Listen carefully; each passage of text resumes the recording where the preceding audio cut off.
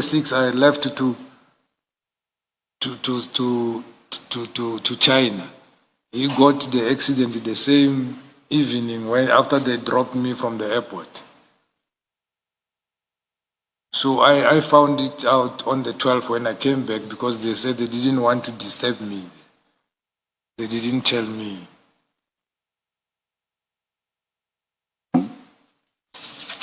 Yes, General, you then also referred to you attaching your son's bank statements, which demonstrates the payments made for the purchase of the required vehicle parts and mechanics fees.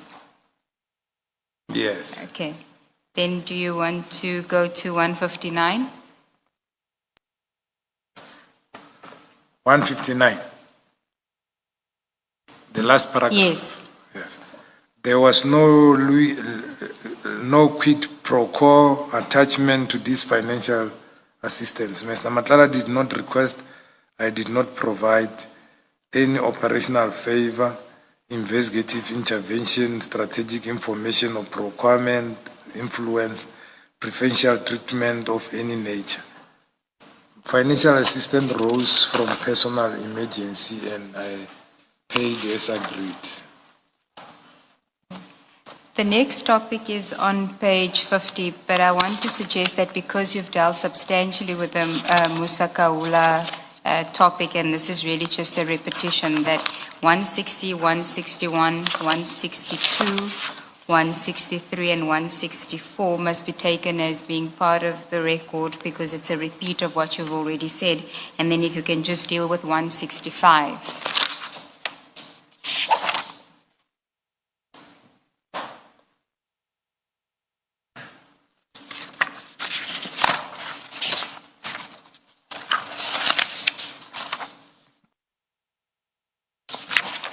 165 at latest. In that 79.3, you speak of attempts. You don't say actual bribes to investigators, prosecutors. The way you have framed it when you say attempts, my question was going to be, does it mean you're not aware of instances of actual bribes to investigators, prosecutors, and you, in your answer, you have spoken about a prosecutor who is being prosecuted.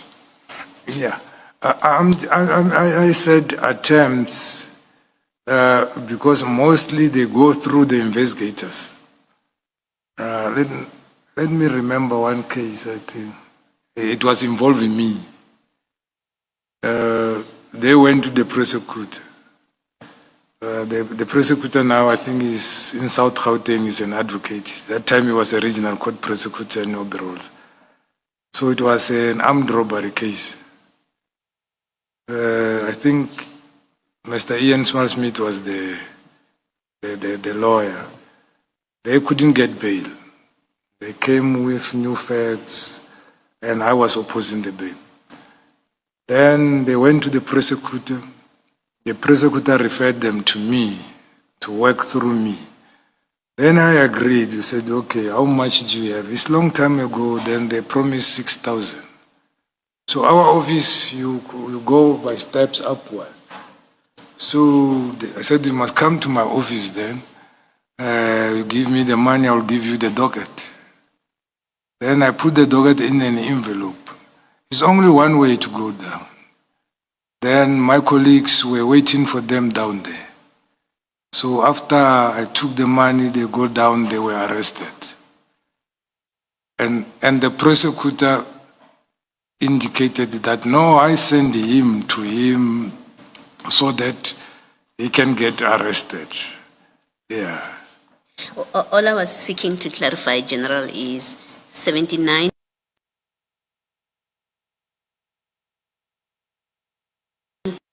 Investigators have been bribed because you speak of attempts. I don't know if you understand the distinction that I'm drawing.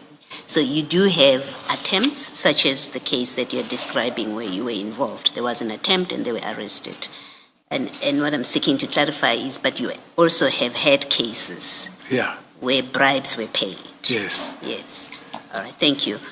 The one that I wanted to get clarification from is 79.1, where you speak of recruitment or cultivation, and the emphasis is on cultivation.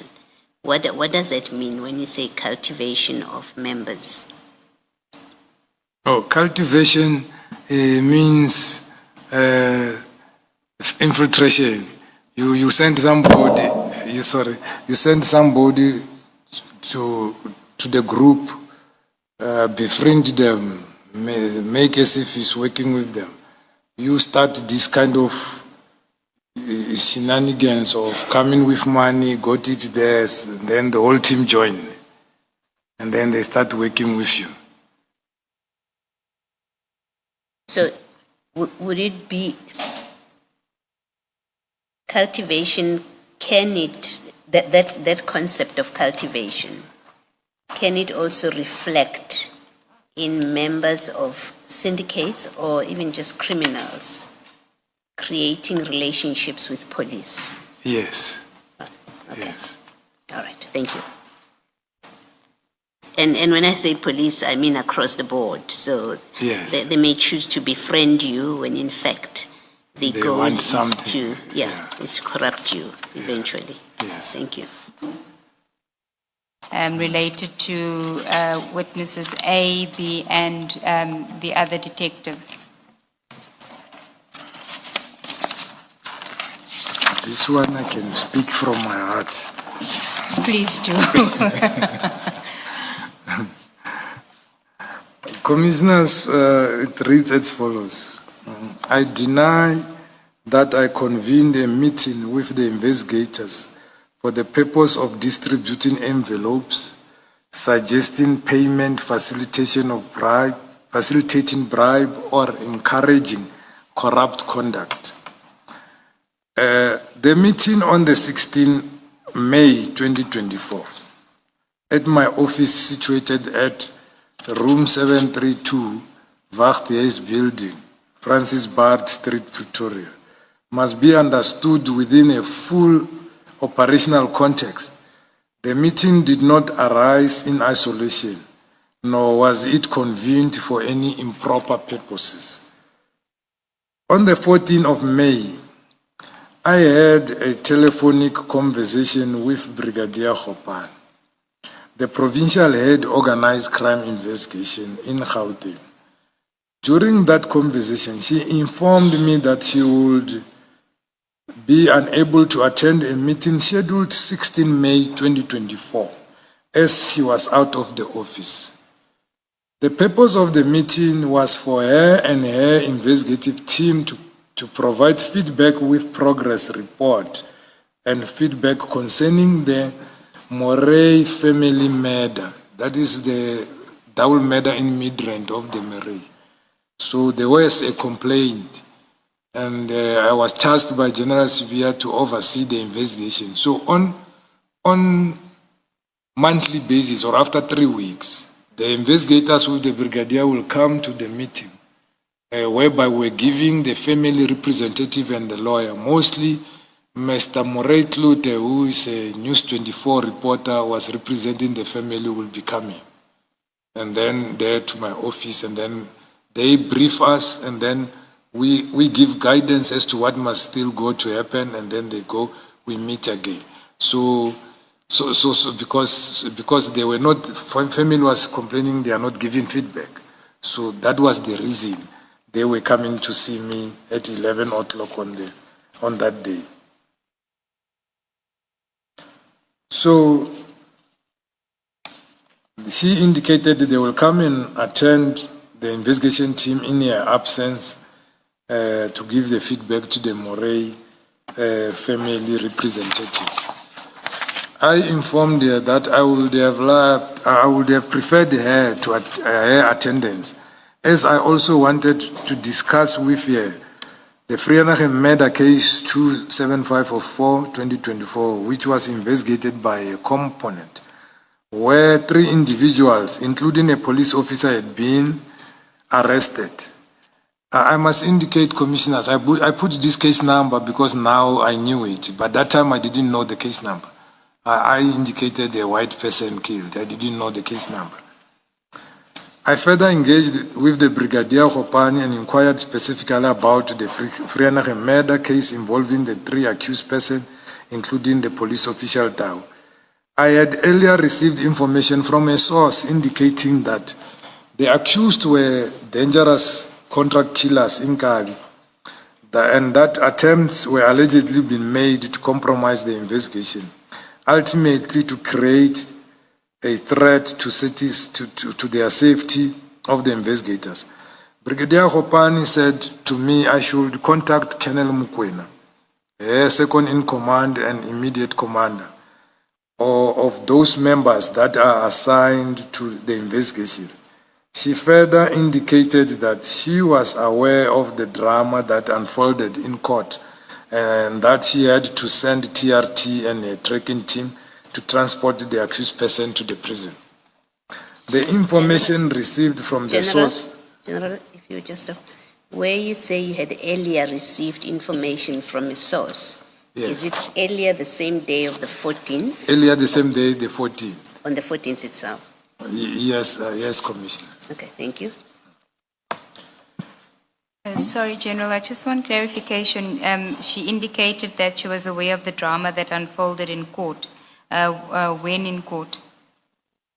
What was she referring in court, to? Referring to Mkhwanazi in court, when there was appearance. When was that appearance? I don't have it. I don't have the knowledge. And it was an appearance of the accused? Of the accused persons in that murder case.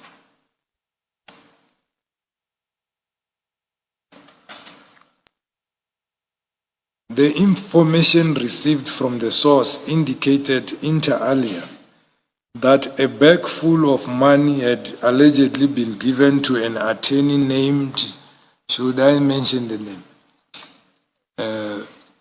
Anyhow, it was information, it's not fair. Because I remember when they were testifying, they mentioned the name.